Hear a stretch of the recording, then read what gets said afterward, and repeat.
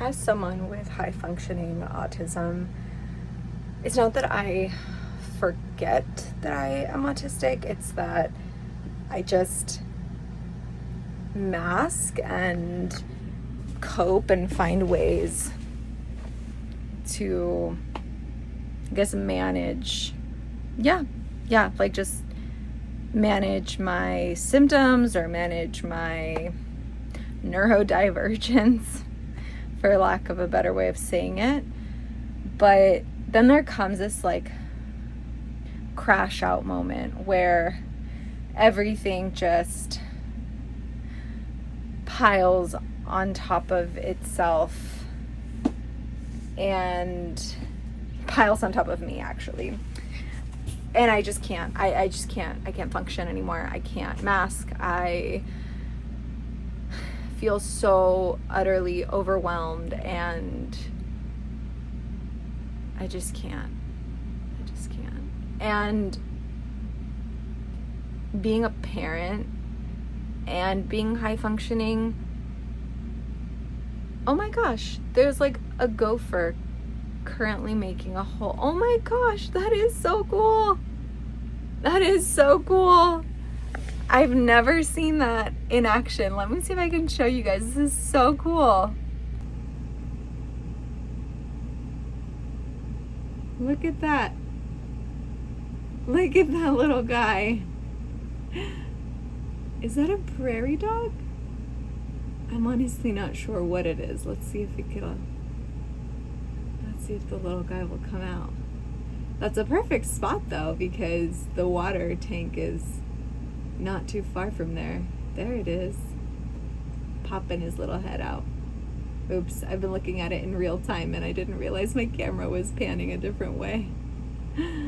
Anyways, it's almost a little too perfect of a metaphor where I'm like, everything's fine, the world is just spinning, and then suddenly like my neurodivergence just pops out and is like, I'm still here, I'm still part of you, pay attention to me. Anyways, it's hard. Being a parent and being neurodivergent is challenging. Like today I was having, I guess what my kids call a crash out. And I didn't know that they called it that. And I didn't know that they had like started to recognize that. Like there's clothes everywhere. Well, not everywhere, in a specific room where we fold our laundry. So it's fine that there's clothes in there. It's just, it was strewn all over the place. And I had asked them to fold it and to like put it into categories, right? Like mom, dad, boy, girl. And they did that and then decided to play around the clothes, and like eventually all the clothes ended up everywhere again. So by the time that I went in there today to like go check on it and put it into the luggage cases, the clothes was everywhere, right? The clothes had been tossed around. And I was like, yeah, maybe raising my voice a little and saying to them like, guys, this should have been done. They're like, well, we did do it. I'm like, did you though? They're like, well, yeah, we did, but never mind. The older one was like, never mind. And the little one just like kept arguing. And my son was telling his sister, like, just stop, like you're gonna make the crash out worse, just let it pass, like just let her say what she has to say and then it'll be over. And my younger one was like, no, but like we did do the clothes, and like maybe we didn't put it away, but like had she told us to put it away, we would have put it away, but like instead she told us to just leave it there. And then what did she expect? We're just kids, and like we were just playing, and now it's all messed up and we're gonna have to fold it again, and that's fine, but like we did do it. And I was just listening to both of them, like him being a little bit older and like now knowing me for a couple more years than she does, and maybe just being a little bit more familiar with my quirks, like trying to, I don't know, maybe manage me a little bit. And then her being like, no, I will be heard. That's her sense of justice. Like, I am telling you that I did the thing that you asked me to do. I don't know, it's just all really fascinating to me. And I ended my crash out, I guess, a little bit earlier than I probably would have. And I was just like, I didn't even realize that you guys could identify when this was happening.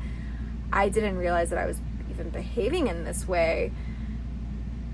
I don't know, this is weird. Just a weird moment. And my son was like, yeah, like anytime you're overstimulated, like it's either you go and you're alone, you go be alone, or you freak out and it'll pass, but like you just need to get it all out, and then you even realize on your own that like it's not that big of a deal, and then we can take productive steps forward. But there is a moment of like the wildness, and then you just kind of come back. He's like, but it's fine.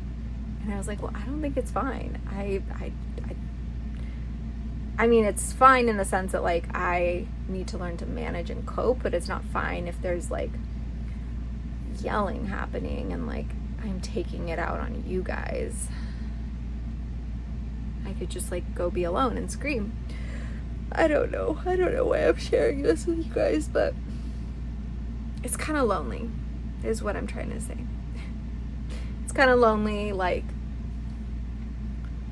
yeah, just being a high functioning autistic person, and like not being able to explain to people what that feels like you look normal, you seem normal, but you're not normal. Nothing feels normal, like everything just feels really big, and then people are like, oh, you overreact, or oh, you over this. Like, no one's telling very obvious autistic people you're overreacting. No one's saying that to them, but for some reason there's like a group of us who, one, mask really well and like are women, because I think that has something to do with it too, and like we're just being asked to like do better, just like be better. And I'm like, I'm not a shitty parent. I promise you I'm not a shitty parent. I mean, I'm saying this to a specific person. Even as I'm saying it, like I have the person in mind who I feel very judged by, where I'm like, I'm not a shitty parent. I'm not you. And like, you have your own issues, but like, I'm not a shitty parent.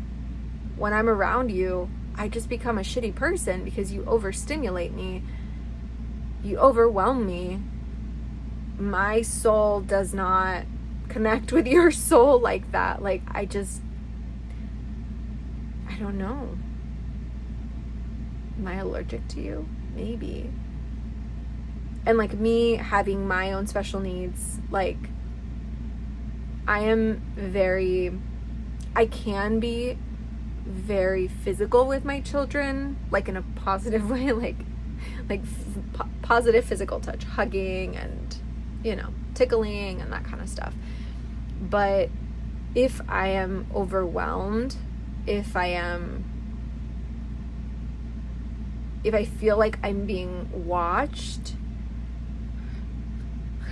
I start feeling this like overwhelming sense, and then I'm just like, don't touch me. Like, I don't want to be touched. I don't want physical touch that's overstimulating for me. It's just like too much. Anyways, like I said, I don't know why I'm sharing this other than like I'm just tired of feeling alone, maybe. And it seems like everybody out there has like words for what they're going through, or like has gotten help, and I'm just kind of discovering my journey, and like, I don't know, I'm just figuring it out.